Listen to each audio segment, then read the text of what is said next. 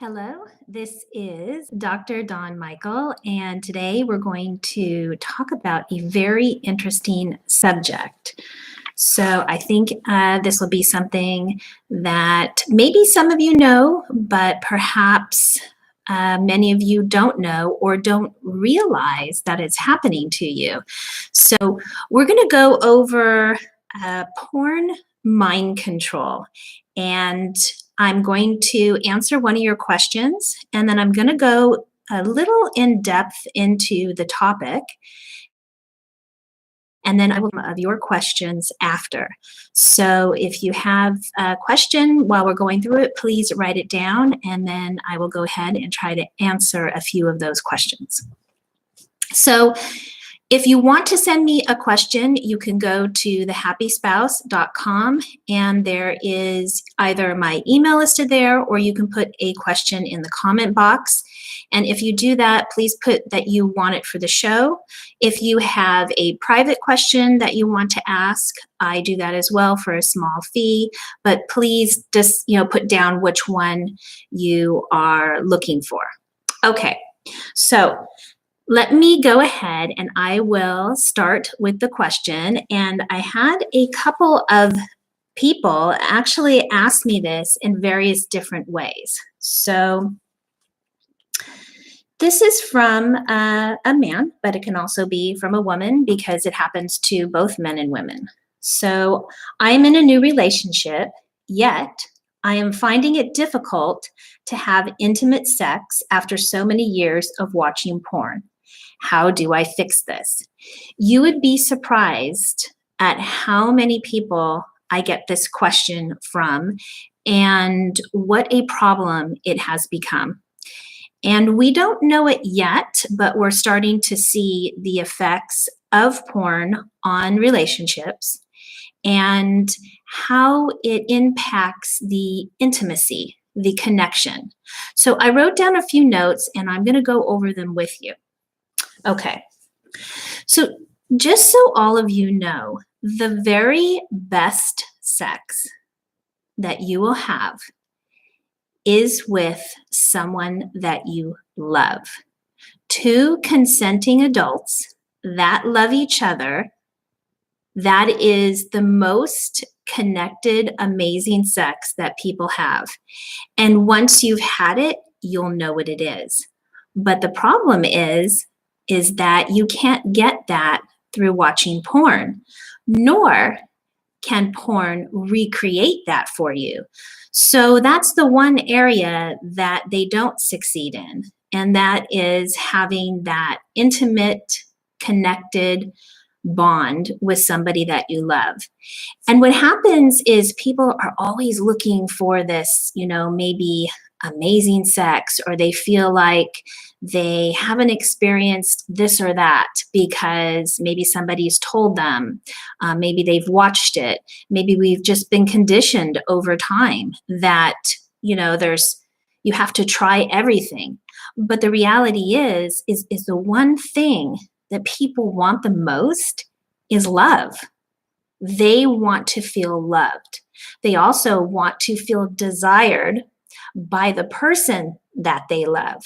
So those two ingredients are huge. Being in love with your spouse or in your partner and having them desire you, and the two of you connecting through sex and having that intimate bond, that spiritual bond, there is nothing out there like it. And again, you can't get that through porn. So I'm going to go more into this because this is something that they have been trying to convince you is not the best sex, and yet it is. So they're going to find all different ways to convince you that there's other things that are better and that can replace that, because what do they want to do? They want to make money. And who's the product? You're the product. And if you know this little secret, then they can't sell their product anymore. Their product doesn't include the physical relationship, that connection, and that love. So let's get more into this. So let's talk about us as the products, right? Because anytime that um, people are paying for it, you become the product. So they study you. And don't think that they don't study you. This is how they have come up with all different types of porn. They've expanded out to include everything that could possibly interest you, or even things that you never thought interested you. They all of a sudden have new porn and new ways of doing it. And let's not even get into all the stuff that's coming in the future. Think about hologram. I mean, if you can think about the hologram, this is something that is going to be happening, hologram porn, where now you have a person that's right in front of you, and now they've really sucked you in even more. So they study you. So they study how long you watch porn. They study what you look for. They study what reaction you have. They study what products you buy after you watch the porn. They study if you are going on a live chat, or they can follow you on your phone if you're going to a dungeon room. I mean, you don't know how much they have taken this to the next level. People do not realize it. I mean, think about, let's say you're looking something up on your phone. It can be anything. And the next thing you know, you start seeing advertisements for it. Or you're looking something up on your computer that maybe is, you have a Google account and it's hooked to your phone. All of a sudden, you're seeing ads and commercials for that. So don't think that they're not tracking your porn use and that they're not honing in on what people want. Because again, we're their products, right? And don't forget, the one thing that they can't give us is that love, that intimate connection, that touching each other, loving each other, feeling each other spiritual. They can't give us that. So what do they want to do? They want us to think that either it's not possible to get that, or they want to control our much. And this is the problem. And this is where I'm answering this person's question. They either want to confuse you, that maybe you are attracted to something you wouldn't normally be attracted to. So that's one way that they get you out of having that intimate relationship, is now you're confused. Or they have you hooked into some other kinky thing that you think now you have a problem, and now you identify with that because you are turned on by it. So then when you try to seek out a partner and that person maybe isn't interested in the same thing with you, now you feel like you can't have a connection with them because you're identifying with what they fed you. So they fed you that particular fetish, that particular kink, that idea that maybe you are now attracted to the same sex. And so think about how much confusion that creates, and then translate that to the real world, where now you're trying to have a relationship with somebody and you don't know how to connect with them. And the other problem with that is you start to think that that is the most important thing, that you have to now fulfill that fantasy with that person that you're with, or experiment with that person. So just keep that in mind. Okay, so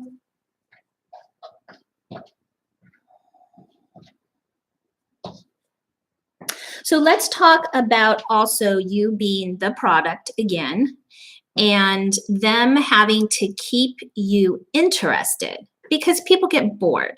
So maybe there's porn and it's not that interesting, so they have other things to interest you. And usually it goes into the more extreme, if you've noticed. So if you've watched something and you're bored with it, you're going to look for something more extreme, or that raises your adrenaline level. That's a new thing. They love playing off of adrenaline and spiking your dopamine.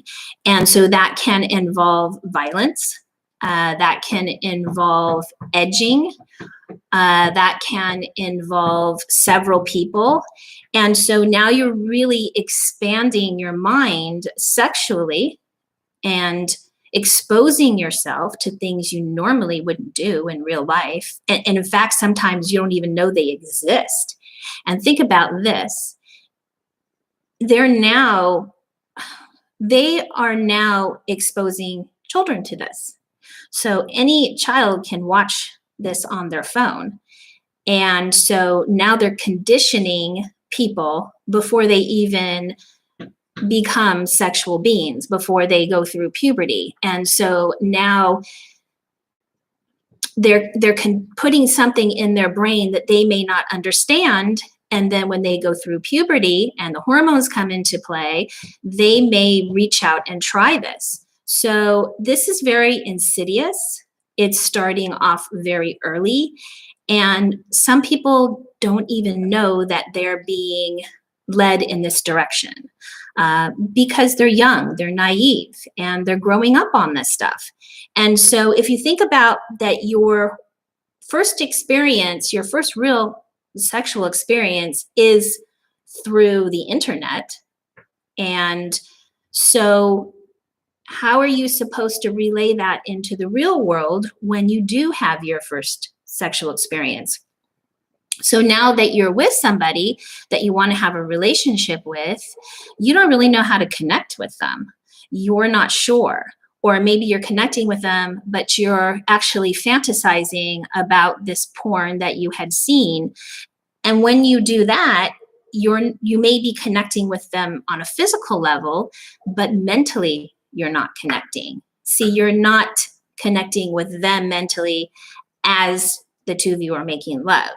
Your body is contacting, it may feel good, but your mind may be somewhere else, or it may be so obsessed with wanting to replay some porn that turned you on that you're not even enjoying the experience that you're having.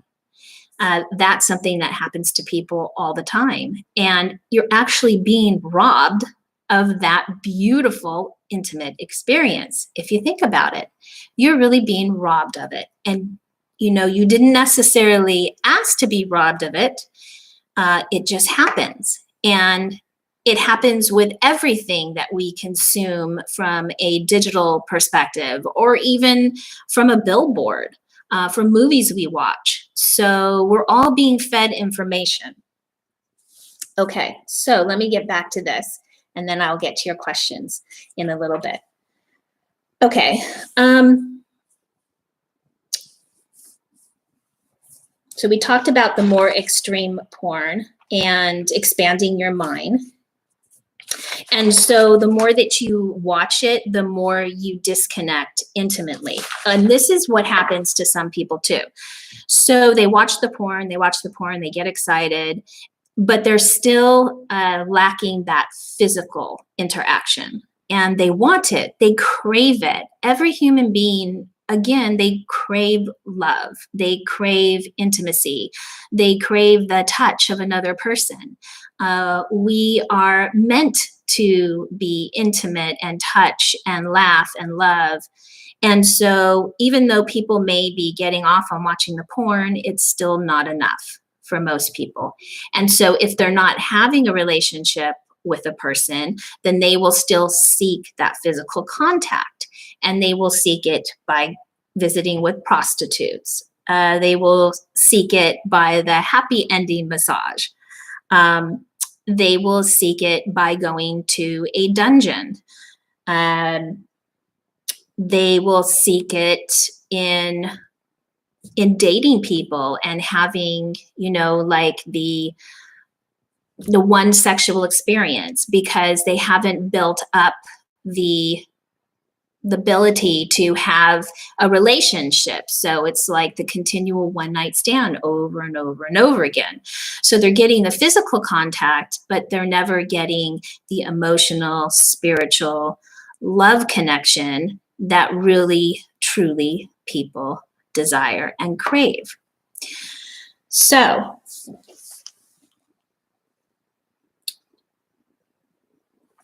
that is some of the things that I see when people come and want counseling is this is a problem that is not getting better, it's actually getting worse. And that's really why I wanted to come and talk about this and why the question that was asked was so powerful. So let me go to the last part of this. So now it's about how do you fix this, right? One of the interesting things is when I was going through my studies, one of the things that we had to do was dissect porn. So you would take an actual video, you would slow it down, and you would dissect what's going on. What is in the background? What are they showing you subliminally? What are they showing you overtly? Because the person who's directing the porn, they have it in their mind what they want you to see. They want you to experience something with it. So overtly, they'll have all that information out there, but they also want to work with your subconscious, the stuff that you don't see. So slow it down and dissect it and look at it. Also, look at the actors' faces. Look at their expressions. Look at their hands. Take a moment to see what's really going on, and you'll notice there is no emotional connection. So there's a physical connection, but you don't get that feeling that these two people have a loving relationship, right? And sometimes they don't even like each other. Sometimes they will use a heterosexual actor with a homosexual actor so that you really don't see a physical connection there because that's what they want to take away from you. So if they showed two people in love having sex, then they would actually be showing you, the intimacy and the love and the relationship. They don't want you to see that. So they're not going to put people together that connect on that intimate level. And if you slow it down and you dissect it, you can actually see these things. And that's one way to get you to stop being fed the information and think for yourself. And when you start doing that, let's say you have a fetish for something and you're just really in and you are just, so obsessed with it and so addicted. I say addicted because we all make choices, right? But we'll just use that word. You're just, really into it. Slow it down, dissect it, look at it. Why are you into it? What is turning you on about it? Is it something that you asked for? Or is it something you're being fed? How did you get to the point that you are so consumed with this that it's taking hours of your day, that it's making it so you can't have a loving relationship with someone, so that it's making you spend all kinds of money or going out and buying products or meeting other people? How did you get to this point? Okay? If this is something that is destroying your life, if this is something that is keeping you from being in a loving, connected relationship, then do yourself a favor, okay? And that would be to start loving yourself enough to figure out how did you get to this point. And along that journey, you will start to heal from this. And people who really want to stop, they do. But you have to make that decision. And I've said that to people many times. That's a decision that you have to make for yourself. And you will find that along the way, you will learn a lot about yourself and you will heal. And you will be able to find someone that you can share a healthy, intimate relationship with. So now I'm going to look at some of the questions and answer some for you. Okay, give me a moment to kind of scroll through and see where we're at here. And I just want to say hello to everyone who's come to the live chat. And also, I love to see where people come from. So if you just want to jot down where you live, that would be great too. Hello, Natasha. Thank you for that. Hi, Tassos. Nice to see you here.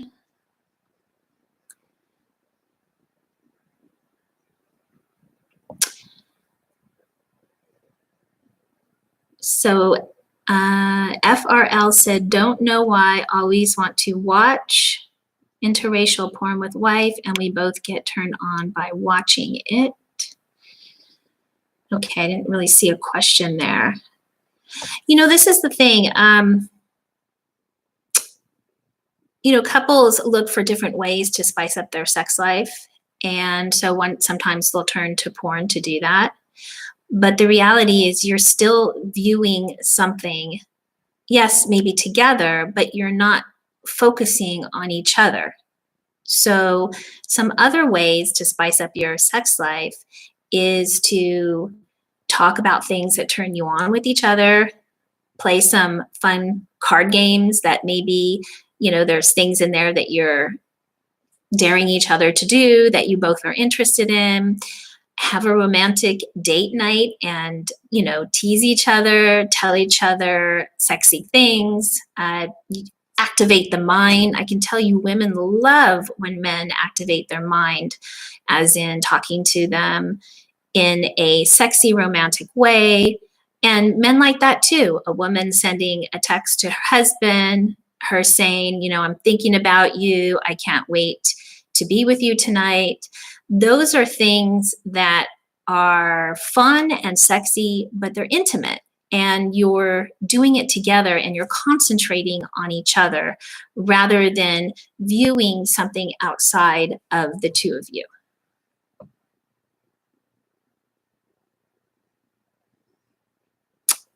Okay. So vaping fast break said, can you have a healthy relationship and watch porn?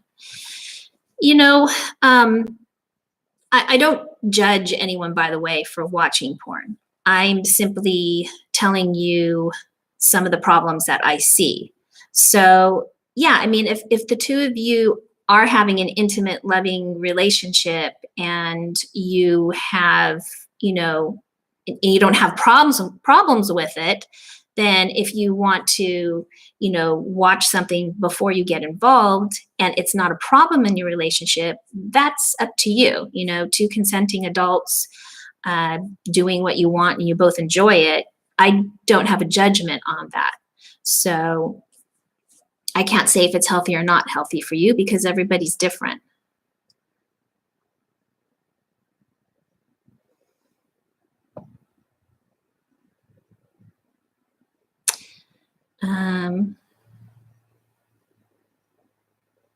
This is an interesting one. JV said the porn companies just did a huge purge from amateur contributors. You know what? I will tell you that's not regulated. Some porn is regulated and you're dealing with consenting adults, but amateur porn, it's not regulated and you don't know who is consented to what. And there's just a lot of stuff that goes on that I think is very nefarious. I will just put that out there.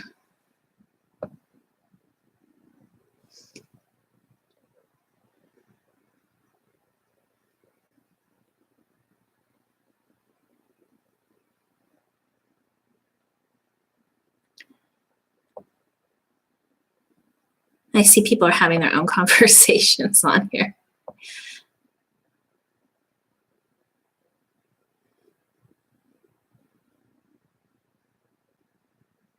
So Maxine said, you mentioned the best sex is with someone you love spiritually and equally loves you spiritually and with whom you are mutually in love with and desire. I can confirm this, painful when it ends. Yes, that is true. That is the flip side of it, obviously. But I will tell you one thing, experiencing it and having that in your life, it means that you're able to experience that. You're able to have that intimate connection with someone. And if you can do it once, you can do it again. So if you learn how to do it and you know how to do it and you've had it, think of it in a positive way, because the problem I'm seeing now is a lot of people don't even know how to have that anymore. And that's what's scary, because, it's something that's so natural, right? It's really supposed to be something so natural that is taken from people when they have this outside influence, let's say of porn, or another one is of abuse when they're younger, and a painful experience, and that can be taken from them. But the good thing is, people can learn to heal from that, and we can all experience that. And it is wonderful when you have it, and it is worth it, and it is hopeful. So I just want to say that.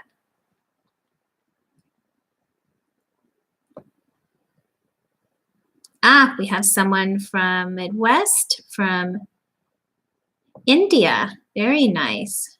Arizona. Someone said, do you recommend Tantra retreats?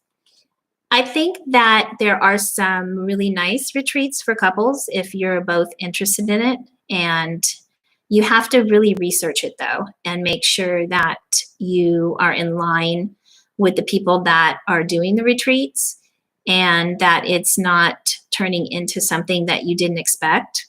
So I would definitely do some research. I think there's some great couples retreats that also involve ways to connect with communication. So you're having both the spiritual, the relationship, the communication, and all of that really helps in the whole idea of intimacy. So I also, one of the things that is nice about Tantra is breathing. I think that couples that can learn to breathe together, it relaxes them.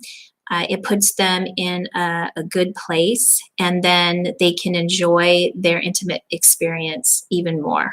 So hopefully I answered that question.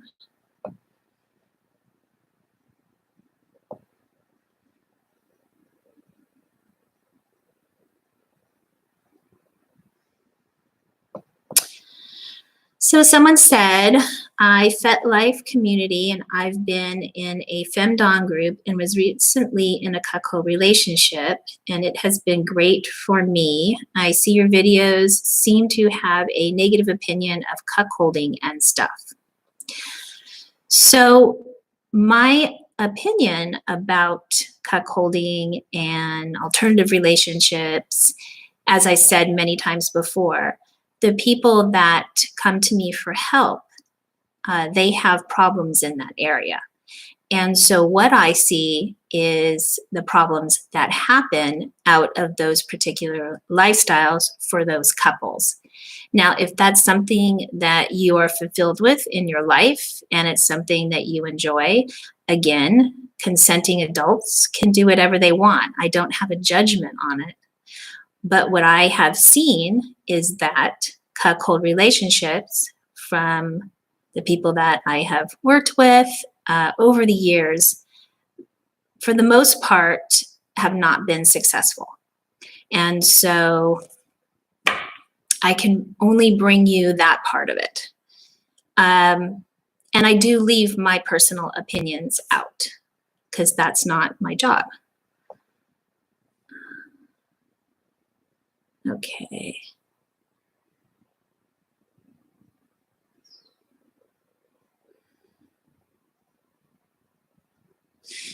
Thank you, Natasha. She said, awesome, great stuff. I really got a lot from this so far. So what I want to say to the audience is the idea of intimacy and love and connecting and sharing that with somebody, you're not going to get that from watching porn or going out and having one-night stands and all of that. And so if you really want that in your life, continuing to do the things that I just said it's not going to bring you closer to that. And that's the whole point, is that you have to walk away from it and you have to heal from it if it's something that is a problem in your life, to get to that point where you want to have that intimate, loving connection in a relationship. Now, there are some people who watch porn or who have engaged in different lifestyles who are able to still have that connected relationship. I think it's not a huge percentage of the population. And I do think at some point there are things that go wrong with that particular lifestyle.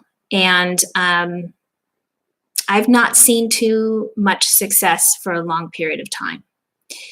And relationships are not easy, you know. There's ups and downs in relationships. And the hard thing is we have so much distraction nowadays where instead of working on the relationship, it's easy to turn on the computer or look at your phone and kind of get lost in watching porn or people going out and having affairs. It's easy to do that. I mean, it's right at your fingertips for the most part. And so that's something that is really important to keep in mind, because once you go down that road, it's really hard to get back to that that monogamous, loving relationship that you may have had before. And the grass is not greener, okay? Because I know many people that have gone through a marriage, they've come out the other side thinking that things are going to be better, or things that are going to be easier. And they realize that they didn't do everything in their marriage to work at it and to heal inside the marriage. Obviously, there's some marriages that cannot be fixed. And so, you know, as long as you've tried and done everything, sometimes marriages don't work out. But people really have to work on it and work on themselves and try everything that they can, and know that relationships, again, have their ups and downs. And some of the people that have the strongest relationships that I have seen are people that have been through stuff together, hard times, and they've come through it. And they've been able to just have this wonderful connection. They're best friends. They love each other. It's just, they really put the time and effort and energy into it. And so it's worth it. If you have somebody that you love, that you connect with, that you value, and maybe you're having a hard time, it is worth getting help and seeing if you can repair a relationship, as long as the two people are willing to work on it. The one problem I have seen is when someone's willing to work on it and the other person's not, those relationships are very hard to fix, that I will say. I'm going to look at some more of your questions as I'm rambling on here. We have someone from Toronto, Canada, from Illinois. Oh, we have people from all over the place. Let's see. So Maxine answered, yes, definitely. I'm glad I was lucky to be able to enjoy that because I know it exists. Exactly. That was the whole point. Let's see. John, he says, it's called compromise. Absolutely. There's nothing wrong with compromise. In fact, compromise is wonderful. And as you should realize that you do have to compromise in your relationship, and it's not a bad thing. You know, it's not a bad thing if you both learn to compromise in different ways. And I always say to couples too, you have two people in the relationship, and then you have the relationship itself. And if you put the relationship above the two people, the relationship works better. Because if it's all about one person getting their way and the other person not getting their way, then the relationship is not healthy and the relationship is not working. It's just someone bullying the other person, or someone, you know, getting their ego stroked. And so if people can't can look at it as a whole and do what's best for the relationship and not always what's best for them, that's how a relationship survives. And remember, it's your responsibility also to love yourself.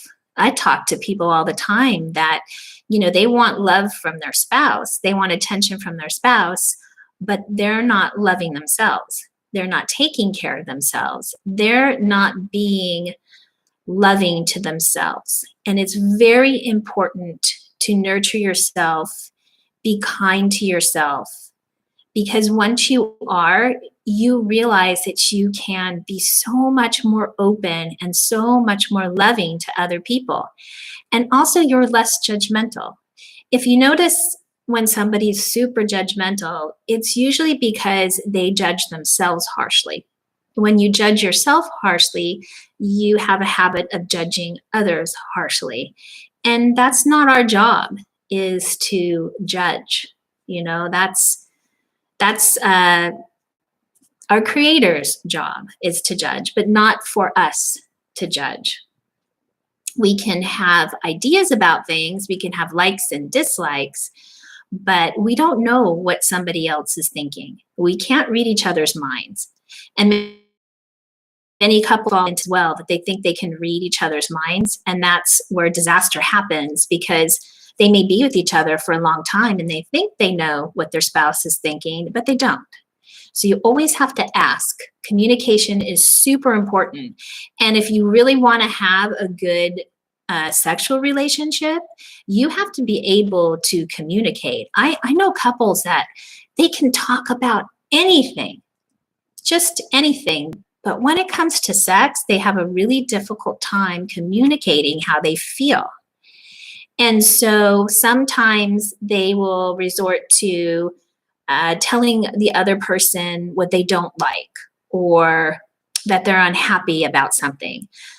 That just is discouraging. So the best thing to do in a situation, if you want something, talk about how it affects you. You love it when they did this, this, and this. It made you feel this way when they did this, this, and this. That's positive reinforcement. Perhaps you like it when your wife comes home and she gives you a kiss, right? She gives you a great big kiss, and that just, you love that.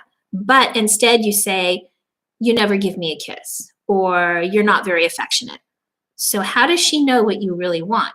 Be specific. I love it when you come home and give me a kiss. Or it could be the other way around, She wants a hug from you. She wants you to pay attention to her. She wants a kiss from you when you come home. So put it in the positive way. Speak to your spouse in a way that you'd like to be spoken to, and do it from your point of view. And putting somebody down is not going to get you the result that you want, or get them to love you the way that you want. And one of the best exercises that I have in my book is the loving exercise. And this goes for everyone, because we are all raised differently. Everybody is raised a certain way. And you may be loved a certain way that is different than how your spouse likes to be loved. So let's say, for instance, you feel loved when your husband listens to what you have to say, or picks up around the house, or notices when you've bought a new dress or you've done your hair. He notices you. He's looking at you. He notices what you're doing, and you feel loved that way. Okay. But he may not feel loved that way. He may feel loved when you've cooked him a great meal, when you have given him a hug, when you look at him and you tell him that you desire him. That may make him feel loved. But unless you actually do this exercise and write it out, where you each put on a piece of paper 10 ways that you feel loved, your spouse most likely doesn't know what that is. They can guess, but they usually get it wrong. And sometimes we don't even know what truly we want, or how we want to be loved. So maybe you even want to sit down and write down 5 or 10 things. I feel loved when my spouse does this. And then you can exchange it so that now you're communicating about it. And you can also talk about sex. I feel loved when you do this in the bedroom. I like how it feels. Let's do more of it. Instead of, I don't like this, or I don't want to do this, or I don't want to do that. That's all sending a negative signal. So try it in the reverse. And I don't know why, but most of us are taught to be negative instead of being positive. I mean, we're taught to ask for what we don't want instead of what we do want. And really, if you're asking for what you don't want, you're just going to get more of what you don't want. So try asking for what you do want and do it in a positive, loving way. So let me just look through some more of your comments here.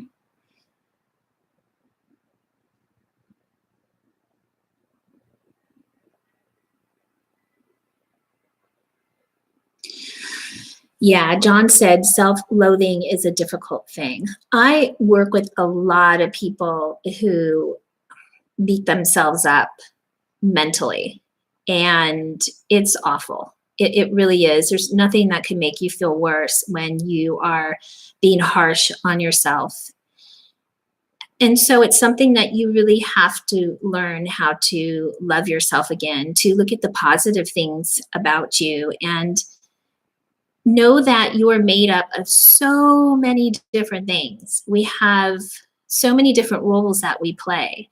And if you're constantly beating yourself up and putting yourself down, then you can't move forward in your life. You're basically stuck, or you're stuck in the past.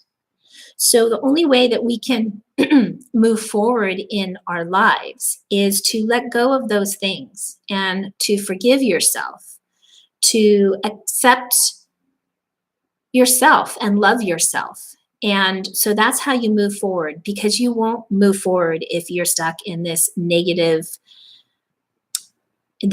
hamster wheel, I call it. And it's very toxic and it's very unhealthy. And to really have a great relationship with someone else, you don't want to have that energy when you're with them, because people know, when you walk in a room and someone has good energy or someone has negative energy. That person who has good energy is smiling, or they just seem happy, their energy is high, and you want to be around them. People like to be around people that have good energy. Same thing goes for negative energy. If you're always in your head and you're beating yourself up, you are emanating a negative energy. And half the time, you don't even look up to see what's around you or look at someone in the eye, because you're so conflicted and you're beating yourself up that you kind of get into yourself. And so you're not putting out that beautiful, lovely energy for other people to pick up on.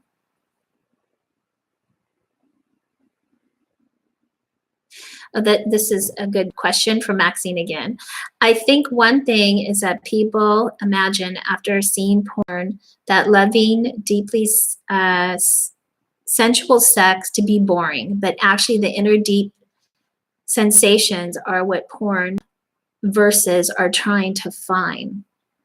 I don't know if I read that right, but that is exactly what I'm talking about, is that porn can't ever replicate that connection, that deep, loving feeling, that sexual experience that you share with somebody you love.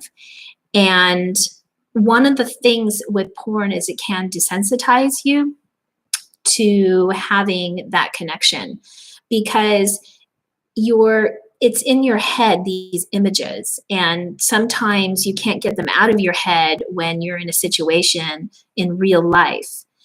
And what I can say is, over time, if you stop watching those images, they do fade over time.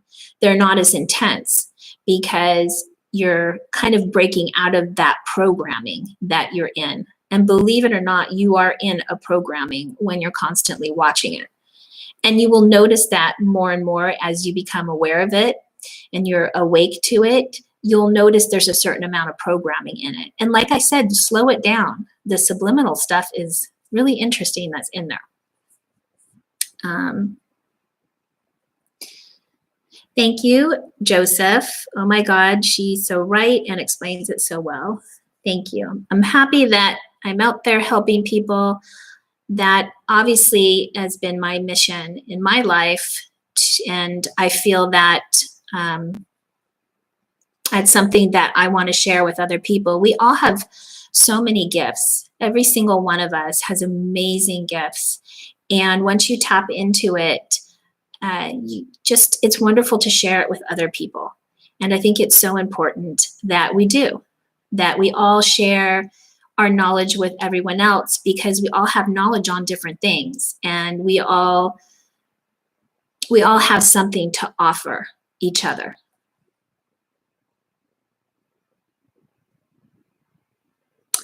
The energy.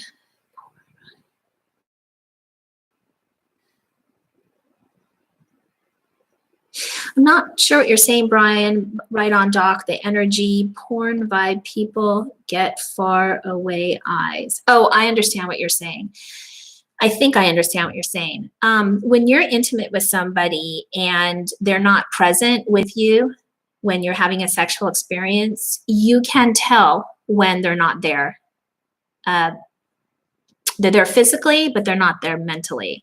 And that happens with a lot of people. They kind of just tap out. You can see it in their eyes. They're far away. And so again, you may be having sex, you may be intimate, but you're not having that connection when the other person is not connecting with you. It's like they're somewhere else. And most people, not most, but a lot of people have experienced that at some point in their lives. It may be happening to you that you're not present in the sexual situation. Your mind is somewhere else. And so to have that real connection, you also have to be mentally, spiritually, and physically present when you're having sex or making love or whatever you want to call it.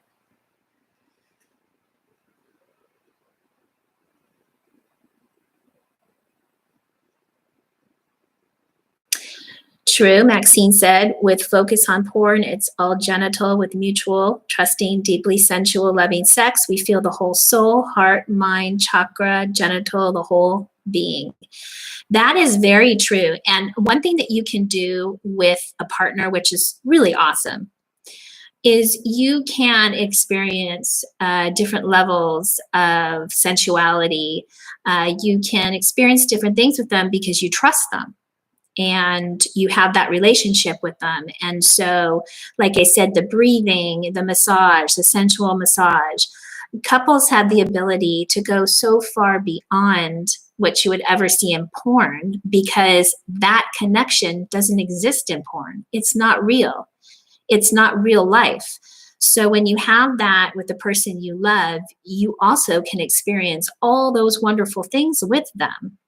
And that's something that's not taught. You know, they don't want us to know that that exists. And when you get to that point, or if you can get to that point in your relationship, it's really wonderful. And know that it does exist. That connection is out there. And it's so much better than watching it on a screen or having to pay someone to be with you. Or a chat or something like that, or a one night stand. That connection everybody can have. It's available to all of us, but we have to work towards it if we are stuck in, porn world or self-hatred, self-loathing. So those are things to work on, and it's good to work on things in your life. Through pain, unfortunately, there's growth. So sometimes we have to go through painful experiences in order to grow as a person. And all of us have that in our lives. But you can get through it. We all can get through it. You just have to realize that it's out there for you.